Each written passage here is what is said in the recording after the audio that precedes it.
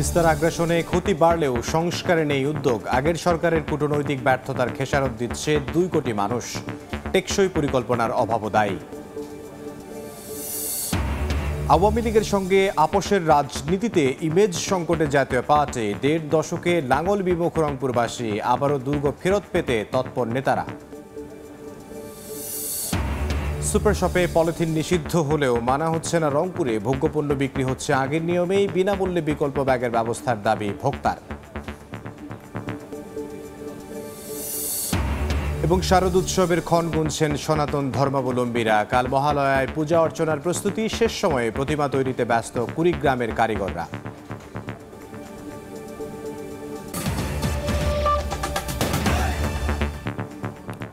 আমন্ত্রণ সময় সংবাদের নিয়মিত আয়োজন বিভাগীয় সময়ে থাকছি সপ্তাহের 7 দিন ভিন্ন ভিন্ন বিভাগের সংবাদ নিয়ে। আজ থাকছে রংপুর বিভাগ, সঙ্গে আছে আমি ইমদাদুল হক। প্রতি বছর তিস্তার আগ্রাসনে উত্তরে হাজার হাজার কোটি টাকার ক্ষতি হলেও দীর্ঘ সময়ে কোনো উদ্যোগই নেওয়া হয়নি সংস্কারে। জোড়াতালি সংস্কারে বছর ঘুরে আবারও একই আঘাত তিস্তার। ফসলি জমি, বসতভিটা হারিয়ে বাড়ছে নিঃস্ব ভুক্তভোগীর সংখ্যা। অধিকার কর্মীরা বলছেন, বিগত সরকারগুলোর কূটনৈতিক ব্যর্থতা আর টেকসই পরিকল্পনার অভাবে খেসারত দিতে হচ্ছে তিস্তা পাড়ের 2 কোটি মানুষকে। শাকিল মাহমুদের ক্যামেরায় বিস্তারিত নাজমুল ইসলাম নিশাতের রিপোর্টে। তিস্তার উপর ভর করেই জীবনযাপনের রসদ যোগান উত্তরের কোটি মানুষ। পরোক্ষভাবে এই নির্ভরশীলতা আরও কোটি মানুষের। অথচ 240 বছরের পুরনো তিস্তা কখনোই পরিচর্যার উদ্যোগ নেয়নি বিগত কোনো সরকারই। এমনকি আন্তঃসীমান্ত এই নদীর পানির ন্যায্য হিস্সা আদায়ে চরমভাবে ব্যর্থ হয়েছে। তিস্তার আগ্রাসনে শুধু বাস্তুচ্যুত মানুষের সংখ্যাই বাড়ছে না, বাড়ছে সর্বস্ব হারানো মানুষের আর্তনাদ। খরা, বন্যা ও প্রতি বছরের উপর্যুপরি ভাঙ্গনে তিস্তা অববাহিকার 2 কোটি মানুষের জীবনে নেমে এসেছে মহা দুর্যোগ। ফলে দীর্ঘ সময় নদী পাড়ের বাসিন্দাদের দাবি, দুর্যোগে সাহায্য কিংবা ত্রাণ নয়, শুধুই তিস্তা সংস্কারের। আমরা কোনো চাল চাই না, ডাল চাই না, কোনো ত্রাণ চাই না। আমাদের কথা একটাই, আমরা এই তিস্তা ফলন চাই। দুর্নীতির বেড়াজাল থেকে যতদিন পানি উন্নয়ন বোর্ড বেরিয়ে আসবে না, ততদিন পর্যন্ত আমাদের এই তিস্তা নদীর কোনো কাজ হবে না। আন্তর্জাতিক নিয়ম নীতির তোয়াক্কা না করেই ভারত একতরফাভাবে তিস্তার পানি নিয়ন্ত্রণ করছে। তিস্তা চুক্তির পর ভূরাজনৈতিক কারণে ভারতের হস্তক্ষেপে আটকে যায় তিস্তা মহাপরিকল্পনাও। অধিকার কর্মীরা বলছেন, কূটনৈতিক ব্যর্থতার কারণেই তিস্তা এখন বড় সংকটে পরিণত হয়েছে। প্রয়োজনে তিস্তা কর্তৃপক্ষ গঠন করে হলেও মহাপরিকল্পনা বাস্তবায়ন জরুরি। না আছে শাখা নদী, না আছে তলদেশ খনন করা, না আছে নিজ দেশীয় ব্যবস্থাপনা, না আছে আন্তর্দেশীয় ব্যবস্থাপনা। ফলে আমাদের এই নদীটা সব দিক থেকে মানুষের জন্য শত্রুতে পরিণত হয়েছে। এই পানির সমস্যা সমাধানের জন্য আমাদের জিআরসি, আমাদের যে সরকারের যে কূটনীতিক ব্যর্থতা এবং তার যে সফলতা নাই, এটা কিন্তু নিশ্চিত বলা যায় যে সরকার কিন্তু এই সংকট সমাধানে যে দৃঢ়তার সঙ্গে আন্তঃরাষ্ট্রীয় সম্পর্ক কিভাবে করবে সেটা করা। তবে পানি উন্নয়ন বোর্ড বলছে, মহাপরিকল্পনা নয়, তিস্তা সংস্কারে একটি প্রকল্প নিরীক্ষা পর্যায়ে রয়েছে, যেখানে গুরুত্ব দেওয়া হয়েছে নদী খনন ও বন্যা নিয়ন্ত্রণে বাঁধ নির্মাণ। আমরা একটা ডিপিপি তৈরি করার প্রচেষ্টায় আছি। ডিপিপিটি হতে সময় লাগবে, তার বাইরে যেগুলো যদি ভাঙন দেখা দেয় আমরা সেখানে গত বছরের মতো জিও ব্যাগ পেলে ভাঙন প্রতিরোধের ব্যবস্থা করব। জলবায়ু পরিবর্তনের বিরূপ প্রভাবে খরাকালে তিস্তার ভূগর্ভস্থ পানির স্তর ক্রমাগত নামছে। অন্যদিকে তিস্তার মরণে অল্প পানিতেই বন্যা ও ভাঙ্গনের মতো দুর্যোগ তৈরি হচ্ছে। নাজমুল ইসলাম নিশাত, সময় সংবাদ, রংপুর। এদিকে উত্তরের নদ নদীতে পানি কমলেও শুরু হয়েছে ভাঙন। বিপাকে পড়েছেন নদী পাড়ের মানুষ। এই মুহূর্তে রংপুরের কাউনিয়া এলাকায় আছেন সহকর্মী রেদওয়ান হিমেল ও কুড়িগ্রামের যাত্রাপুরে আছেন বাদশা সৈকত। ভাঙনের খবর জানবো, প্রথমেই যাচ্ছি হিমেলের কাছে। দেখেন, প্রতি বছর ভাঙ্গা গড়ার খেলায় কিন্তু দুশ্চিন্তায় থাকেন তিস্তা পাড়ের হাজারো মানুষ। কারণ এবার একটু দেরিতে হলেও কিন্তু যে বৃষ্টি এবং যে উজানের পাহাড়ি ঢল, এই পাহাড়ি ঢলের কারণে কিন্তু পানির মধ্যে একেবারেই নিমজ্জিত থেকেছেন তিস্তা পাড়ের হাজার হাজার মানুষ। আমি এই মুহূর্তে রয়েছি রংপুরে যে কাউনিয়া টেপা মধুপুর রয়েছে সেখানে। কয়েকদিন আগেও কিন্তু এখানে প্রায় 100 থেকে 150 পরিবার এখানে বসবাস করেছিল। এরপরে কিন্তু বন্যার পানি নেমে যাওয়ার পরে পরেই কিন্তু এই যে নদীর যে তীব্র ভাঙন সেটা কিন্তু একেবারেই শুরু হয়ে গেছে। এর পরপর চরাঞ্চল এবং নিম্ন অঞ্চল যেই আগাম যে শীতকালীন শাকসবজি রয়েছে, মরিচ, তারপরে ধান এবং যে বাদাম রয়েছে, সেগুলো ফসলও কিন্তু একেবারেই পানির মধ্যে নিমজ্জিত থাকায় এই অঞ্চলে যে মানুষদের যে কষ্ট এবং দুর্ভোগের সীমা পরিসীমা একেবারেই কিন্তু বলে শেষ করা যায় না। এই কয়েকদিন গত 2 দিনের যে পানির অবস্থার কথা যদি একটু বলি, পানি কিন্তু বিপদ সীমার অনেক নিচ দিয়ে প্রবাহিত হলেও যখন পানি নেমে যাওয়ার ফলে যে তিস্তা পাড়ের মানুষের যে দুর্ভোগ সেটা কিন্তু রয়ে গিয়েছে। তারা এই তীরবর্তী জায়গাগুলোতে যেখানে বসবাস করে রয়েছিল সেই জায়গাগুলো থেকে তাদের যে বাড়িঘর, গরু ছাগল, বিভিন্ন মালামাল নিয়ে কিন্তু তাদের এই জায়গাগুলো থেকে উঠিয়ে বিভিন্ন জায়গায় কিন্তু তারা অবস্থান এবং স্থান নিয়ে রয়েছেন। তারা এই মুহূর্তে কিন্তু এই যে তীরবর্তী জায়গাগুলোতে বসে তাদের যে তিস্তা পাড়ের মানুষের যে কান্না আকুতি, তারা এই মুহূর্তে কিন্তু আমাকে বলেছেন এবং তারা যেমনটি বলছেন যে আসলে তারা কোনো ধরনের ত্রাণ চান না, কোনো ধরনের পুনর্বাসন চান না। তারা একটা বিষয় বারবার করে বলছেন যে তিস্তা মহাপরিকল্পনা বাস্তবায়ন করে এই অঞ্চলের মানুষের যে কষ্ট সেটা কিন্তু তারা দুর্ভোগের কথা বলছেন এবং তারা যেমনটি বলছেন যে প্রতি বছরই কিন্তু এই বন্যাতে পানির নিমজ্জিত অবস্থায় থাকতে হয় এবং যখন পানি নেমে যায় তখন কিন্তু তাদেরকে অনেকটা কষ্টের মধ্যে কিন্তু তাদেরকে থাকতে হয়। এমন অবস্থায় কিন্তু তারা কোনো ধরনের ত্রাণ তাদেরকে তারা এবং কোনো ধরনের পুনর্বাসনের যে ব্যবস্থা সেটাও কিন্তু তারা চান না। তারা বারবার করে একই কথা বলছেন যে তিস্তা মহাপরিকল্পনা বাস্তবায়ন করে যাতে তিস্তা পাড়ের হাজার হাজার মানুষের যে দুঃখ দুর্দশা সেটা কাটিয়ে যাতে তাদেরকে এই অবস্থা থেকে পরিত্রাণ দেওয়া যায় তার কথাই কিন্তু তারা বারবার করে বলছেন এবং তারা প্রতি বছরের মতো এবছরে তাদের কিন্তু ক্ষতির পরিমাণ কিন্তু অনেকটাই বেড়ে গিয়েছে। তারা এমনটাও কিন্তু আমাদেরকে জানিয়েছেন এবং তারা বলছেন যে ক্ষতির সম্মুখীন তাদের প্রতি বছরই হতে হচ্ছে। এবছরে যে আগাম শীতকালীন শাকসবজি রয়েছে সবকিছু মিলে তাদের কিন্তু এবার ক্ষতির পরিমাণটা আরেকটু বেশি বেড়ে গিয়েছে, এমনটাই কিন্তু তারা আমাদেরকে জানিয়েছেন। এই মুহূর্তে তিস্তার নদী ভাঙ্গনের আরো খবর জানতে চলে যাচ্ছি আমি কুড়িগ্রামে, সেখানে রয়েছে সহকর্মী বাদশা সৈকত।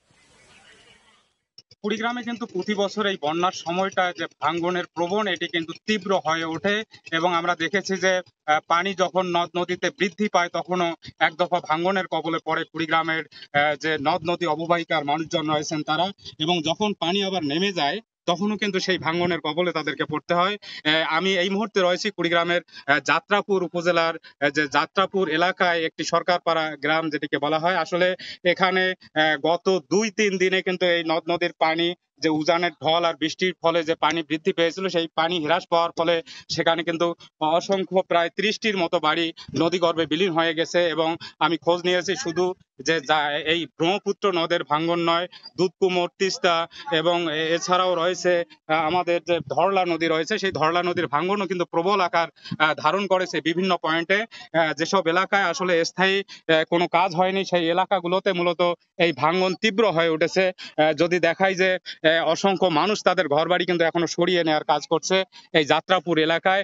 আমি খোঁজ নিয়েছি যে পার্শ্ববর্তী উলিপুর উপজেলার বেগমগঞ্জে সেখানে কিন্তু একটি কমিউনিটি ক্লিনিক রয়েছে যেটি সরকারি স্থাপনা, সেটি কিন্তু নদীতে বিলীন হয়ে গেছে। পাশাপাশি আরো অসংখ্য ঘর বাড়ি রয়েছে যেখানে চরাঞ্চলে, সেগুলো কিন্তু ভাঙ্গনের মুখে পড়েছে এবং আমি কথা বলেছি কুড়িগ্রাম পানি উন্নয়ন বোর্ডের কর্মকর্তার সাথে। তিনি আমাকে যেটি জানিয়েছেন যে আসলে এই যে ভাঙ্গন একসাথে বেশ কিছু প্রায় 30 থেকে 35টি পয়েন্টে ভাঙ্গন অব্যাহত রয়েছে। সেই ভাঙ্গন অব্যাহত থাকার কারণে তারা সরকারি যে স্থাপনা রয়েছে সেই মূলত সেই স্থাপনাগুলো রক্ষার জন্য তারা কিন্তু কাজ করছে। এছাড়া তারা কিন্তু যে চরাঞ্চল বা বিভিন্ন অঞ্চলের যে ভাঙ্গন সেই ভাঙ্গন রোধে কিন্তু তাদের কোনো কার্যকরী ব্যবস্থা নেই বা তাদের কোনো বরাদ্দ নেই, সেই কথা বলেই কিন্তু পানি উন্নয়ন বোর্ড যে পার পেয়ে যাচ্ছে এবং তারা বলছে যে যদি আমরা সব ভাঙ্গন মানে স্থায়ী ভাঙ্গন রোধে আমরা কিন্তু ব্যবস্থা নিয়েছি, ব্যবস্থা নেওয়ার জন্য আমরা উপরে লিখেছি, যদি সেটার বরাদ্দ পাওয়া যায় সেই ক্ষেত্রে কিন্তু তারা পানি কাজ করার কথা বলছে। আর আমাকে আমি যেটি ঘুরে দেখেছি যে বিভিন্ন এলাকা ঘুরে দেখেছি যে যেখানে বিশেষ করে যে ভাঙ্গন কবলিত যে এলাকাগুলো রয়েছে সেই এলাকাগুলোতে মানুষ যারা ভাঙ্গনের কবলে পড়ছে তাদের কিন্তু যাওয়ার জায়গা নেই। তারা একটি দাবি জানিয়েছে যে আমাদের এই ভাঙ্গন নদী ভাঙ্গন রোধ করা হোক। এই ছিল কুড়িগ্রামের ভাঙ্গন পরিস্থিতির সর্বশেষ। কুড়িগ্রাম থেকে বাদশা সৈকত এবং এর আগে রংপুর থেকে যোগ দিয়েছিলেন রেদওয়ান হিমেল। একসময় জাতীয় পার্টির দুর্গ বলা হতো রংপুরকে, তবে গত 1.5 দশকে স্বজনপ্রীতি আর আওয়ামী লীগের সঙ্গে আপোষের কারণে এখন চরম ইমেজ সংকটে দলটি। নেতাদের দাবি, আওয়ামী সরকারের ভোটারবিহীন নির্বাচনে জাপার জনপ্রিয় আসনগুলো নিজের করে নিয়েছিল, তবে শেখ হাসিনা সরকারের পতনের পর আবারও দুর্গ ফেরত পেতে তৎপরতা বাড়িয়েছে জাতীয় পার্টি। তারিকুল ইসলামের ছবিতে রেদওয়ান হিমেলের রিপোর্ট। গত 5 আগস্ট ছাত্র জনতার অভ্যুত্থানে শেখ হাসিনা সরকারের পতনের পর বদলে গেছে রাজনৈতিক পরিস্থিতি, সেই সঙ্গে বদলে যাচ্ছে দলগুলোর হিসাব নিকাশও।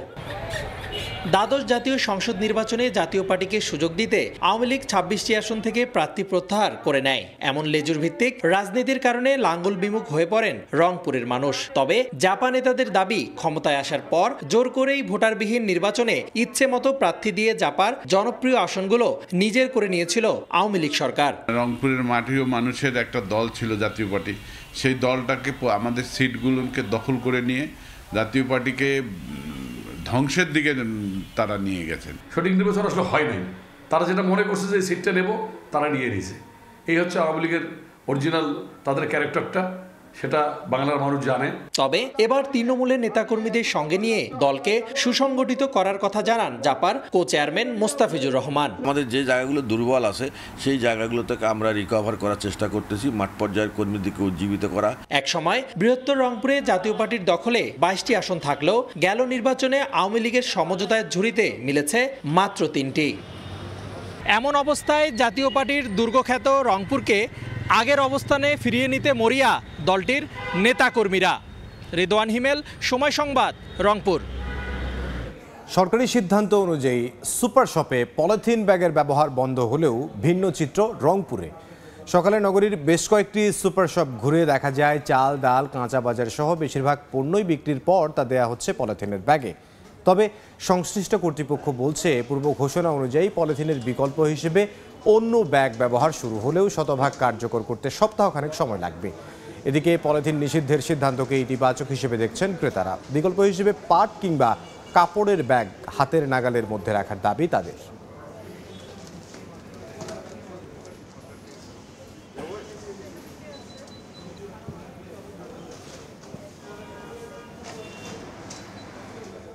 এই মুহূর্তে রংপুরের ধাপ এলাকায় আছেন সহকর্মী আব্দুর রশিদ জীবন। সরাসরি যাব তার কাছে। জীবন, সারা দেশে আজকে কিন্তু সব সুপার শপ যেগুলো রয়েছে সেগুলোতে কিন্তু পলিথিন একেবারে নিষিদ্ধ করা হয়েছে, এবং আমরা সকাল থেকে রংপুরের যে সুপার শপ গুলো রয়েছে সেগুলোতে কিন্তু ঘুরে দেখেছি যে বেশিরভাগ ক্ষেত্রে কিন্তু কাগজের ব্যাগে বিভিন্ন পণ্য দেওয়া হলেও কিন্তু পলিথিনের যে ব্যবহার সেটি কিন্তু ছিল, এবং বেশিরভাগ ক্ষেত্রে আমরা দেখেছি যে কাঁচা বাজার থেকে শুরু করে বিভিন্ন যে পণ্য সেগুলো কিন্তু আসলে পলিথিনে করে দেওয়া হচ্ছিল। এবং এখানকার যারা কর্তৃপক্ষ রয়েছেন তাদের সঙ্গে আমাদের কথা হয়েছে, তারা যেটি বলছেন যে এই যে সরকারের যে পূর্ব ঘোষিত যে নীতিমালা পলিথিন ব্যাগ নিষিদ্ধ সেটি তারা আসলে সেটির তারা শ্রদ্ধাশীল, এবং তারা যেটি বলছেন যে এটি আসলে পুরোপুরি পলিথিন নিষিদ্ধ করে পলিথিনের বিকল্প হিসেবে পাটের ব্যাগ, কাপড়ের ব্যাগ কিংবা সেই সমজাতীয় যে কোনো ব্যাগ পুরোপুরি শতভাগ ব্যবহার করতে তাদের আসলে 1 সপ্তাহ পর্যন্ত সময় লাগতে পারে। এবং আমি এই মুহূর্তে আছি রংপুরের ধাপ এলাকার একটি সুপার শপে, এবং আমরা যেটি দেখছি যে এখানে কিন্তু সকাল থেকেই যারা ক্রেতা তারা কিন্তু আসছেন এবং তারা বিভিন্ন পণ্য যেগুলো কিনছেন সেগুলো কিন্তু বেশিরভাগ ক্ষেত্রেই আসলে পলিথিনের যে ব্যাগ সেটিতে করে দেয়া হচ্ছে। এর পাশাপাশি কাগজের ব্যাগ আমরা ব্যবহার দেখেছি, এবং আমরা যেটি ক্রেতাদের সঙ্গে আমাদের কথা হয়েছে তারা যেটি বলছেন যে দীর্ঘ 22 বছর আগে কিন্তু এই পলিথিনের ব্যাগ নিষিদ্ধ করা হলেও কিন্তু বিভিন্ন সময় আসলে কথা বলা হয়, তবে পলিথিনের ব্যাগ কিন্তু পুরোপুরি কখনোই নিষিদ্ধ হয়নি। তারা এই বর্তমান অন্তর্বর্তীকালীন সরকারের এবারের যে উদ্যোগ পলিথিন ব্যাগের যে নিষিদ্ধ ঘোষণা সেটিতে তারা আসলে সাধুবাদ জানিয়েছেন। তারা এই পলিথিন ব্যাগ নিষিদ্ধ ঘোষণাকে ইতিবাচক হিসেবেই দেখছেন, এবং তারা যেটি বলছেন যে সরকার যদি এটি পুরোপুরি নিষিদ্ধ করতে পারে, পুরোপুরি বন্ধ করতে পারে, তাহলে এটি যেমন পরিবেশের জন্য যেমন ভালো, তেমনি আসলে সাধারণ যারা মানুষ রয়েছেন তারাও কিন্তু আসলে ভালোভাবে এটিকে নিতে পারবে। এবং তারা পাশাপাশি যেটি বলছেন যে পলিথিন ব্যাগের বিকল্প হিসেবে পাটের যে ব্যাগ অথবা কাপড়ের যে ব্যাগ সেটি যেন আসলে মূল্য সাশ্রয়ী হয়, তাহলে তারা এটি আরো ভালোভাবে নিতে পারবেন। তো সব মিলে এই ছিল রংপুর থেকে সবশেষ। রংপুর থেকে আব্দুর রশিদ জীবন। নানা সংকটে মুখ থুবড়ে পড়েছে গাইবান্ধার ইউনিয়ন স্বাস্থ্য ও পরিবার কল্যাণ কেন্দ্রগুলো। অধিকাংশ কেন্দ্রে নেই চিকিৎসক সহ প্রয়োজনীয় জনবল। পাশাপাশি পর্যাপ্ত সরবরাহ না থাকায় মাসের অর্ধেকই শেষ হচ্ছে ওষুধ। এ কারণে খালি হাতে ফিরতে হচ্ছে রোগীকে। সংকট সমাধানের চেষ্টা চলছে বলে জানিয়েছে পরিবার পরিকল্পনা বিভাগ। আতাউল হক সাগরের ছবিতে বিপ্লব ইসলামের রিপোর্ট।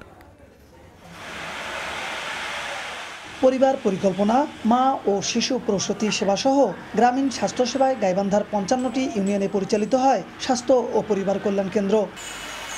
তবে দীর্ঘদিন ধরে এসব স্বাস্থ্যকেন্দ্রে নেই চিকিৎসক, পরিবার কল্যাণ পরিদর্শক সহ প্রয়োজনীয় জনবল। এ কারণে মিলছে না কাঙ্ক্ষিত সেবা। পাশাপাশি পর্যাপ্ত সরবরাহ না থাকায় মাসের অর্ধেকই শেষ হচ্ছে ওষুধ। এ কারণে খালি হাতে ফিরতে হচ্ছে অনেককেই। আমরা এখানে দিচ্ছি গর্ভবতী মায়েদের চেক আপ করাচ্ছি এবং নর্মাল যে ডেলিভারি এইটা আমরা করাচ্ছি। মেডিকেল অফিসার না থাকার কারণে আমাদের এখানে যে অবকাঠামো আছে, এই অবকাঠামো অনুপাতে আমাদের যে রুগী আসে, এই রোগীগুলোকে আমরা চিকিৎসা দিতে পারছি না। এলাকাবাসীর অভিযোগ, যেসব কেন্দ্রে জনবল আছে তাদের অনেকেই আসেন না নিয়মিত।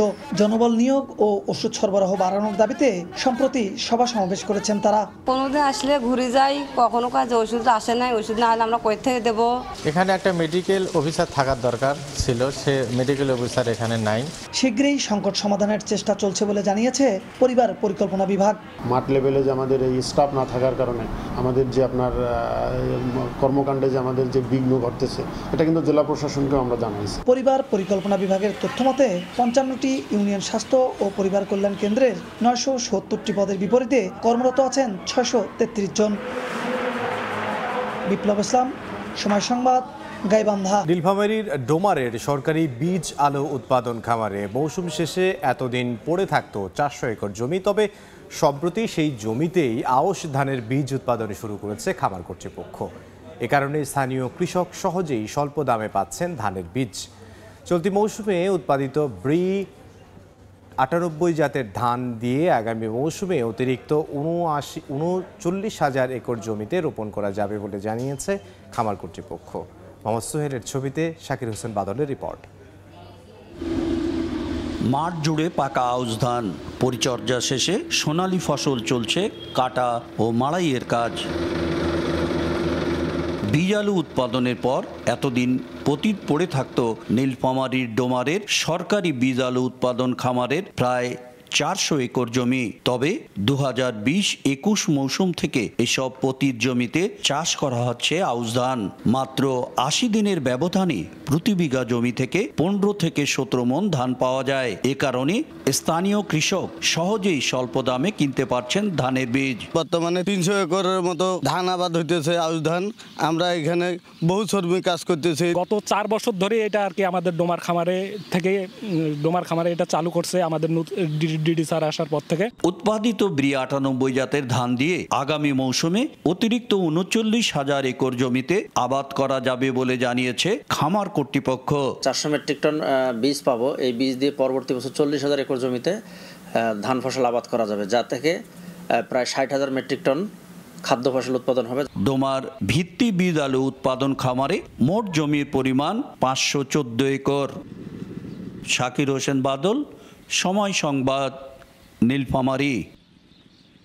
বন্ধ পানি নিষ্কাশনের পথ, সামান্য বৃষ্টিতেই সৃষ্টি হয় জলাবদ্ধতা। এ কারণে কোনো ফসল আবাদ হয় না দিনাজপুরের ফুলবাড়ির ১৫০০ বিঘা জমিতে। সংকট সমাধানে ৪ বছর আগে একটি খাল খনন করা হলেও তা ভরাট হয়ে গেছে। তবে সংশ্লিষ্টদের সঙ্গে আলোচনা করে শিগগিরই সমাধানের আশ্বাস উপজেলা প্রশাসনের। গোলাম নবী দুলালের পাঠানো তথ্য, মঞ্জিদ আলম শিমুলের ছবি নিয়ে রিপোর্ট। জলাবদ্ধ বিস্তীর্ণ এলাকা, বেশিরভাগ এলাকা কচুরিপানার দখলে। দেখতে বিশাল জলাভূমি মনে হলেও এটি ফসলের মাঠ।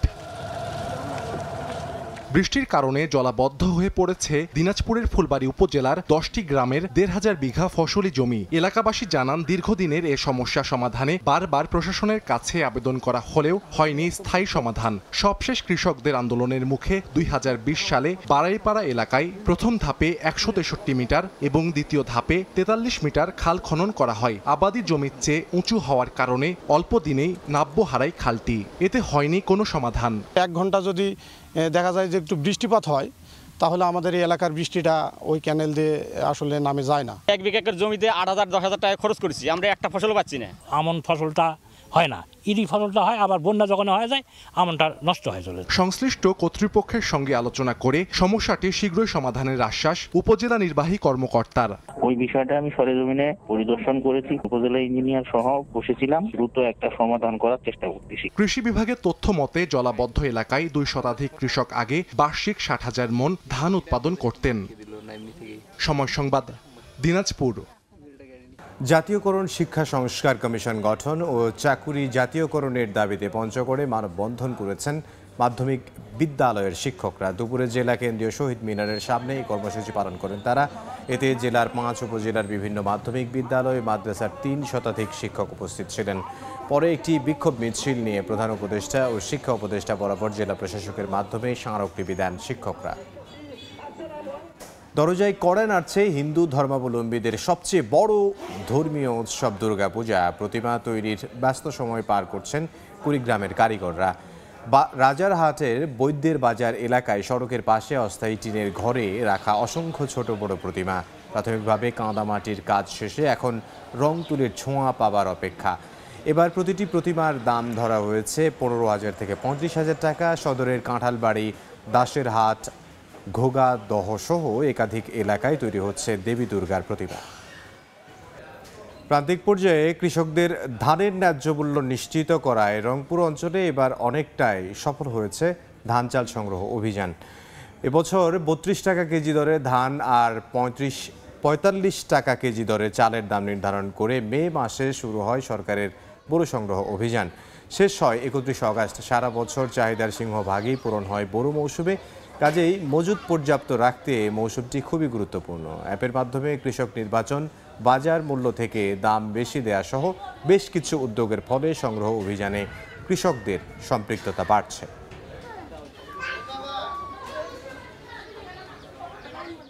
এবার জেনে নেব রংপুর বিভাগের গত সপ্তাহের আলোচিত ঘটনা। 25 সেপ্টেম্বর গাইবান্ধা শহরে জেলখানা মোড়ের বর্ণা ট্রেডার্সে অভিযান চালায় ভোক্তা অধিকার সংরক্ষণ অধিদপ্তর। এই সময় দোকানের গুদাম থেকে সিনজেন্টার সহ বিভিন্ন কোম্পানি থিওভিট, গ্লোজিন, এমপিটার টপ, কার্বোফুরান সহ বিভিন্ন নকল ও নিষিদ্ধ বিপুল পরিমাণ কীটনাশক জব্দ করা হয়। নকল কীটনাশক রাখার অপরাধে দোকানের মালিককে 3 মাসের কারাদণ্ড ও 50,000 টাকা অর্থদণ্ড করা হয়। প্রায় 3 মাস পর আনুষ্ঠানিকভাবে শিক্ষা কার্যক্রম শুরু হলো বেগম রোকেয়া বিশ্ববিদ্যালয়ে। 29 সেপ্টেম্বর সকালে বিশ্ববিদ্যালয়ের 22টি বিভাগের মধ্যে অধিকাংশ বিভাগই ক্লাস শুরু হয়। দীর্ঘদিন পর শিক্ষা কার্যক্রম শুরু হওয়ায় শিক্ষার্থীদের পদচারণায় মুখর হয়ে ওঠে ক্যাম্পাস। বিশ্ববিদ্যালয়ের সার্বিক পরিস্থিতি ও ক্লাস পরিদর্শন করেন নবনিযুক্ত উপাচার্য অধ্যাপক ডক্টর মোহাম্মদ শওকাত আলী। বিভাগের সময়ের শীর্ষ সংবাদগুলো জানিয়ে দিচ্ছে আরও একবার। তিস্তার আগ্রাসনে ক্ষতি বাড়লেও সংস্কারে নেই উদ্যোগ। আগের সরকারের কূটনৈতিক ব্যর্থতার খেসারত দিচ্ছে 2 কোটি মানুষ। টেকসই পরিকল্পনার অভাবও দায়ী। আওয়ামী লীগের সঙ্গে আপোষের রাজনীতিতে ইমেজ সংকটে জাতীয় পার্টি। 1.5 দশকে লাঙ্গল বিমুখ রংপুরবাসী আবারও দুর্গ ফেরত পেতে তৎপর নেতারা। সুপার শপে পলিথিন নিষিদ্ধ হলেও মানা হচ্ছে না রংপুরে। ভোগ্যপণ্য বিক্রি হচ্ছে আগের নিয়মেই, বিনামূল্যে বিকল্প ব্যাগের ব্যবস্থার দাবি ভোক্তার।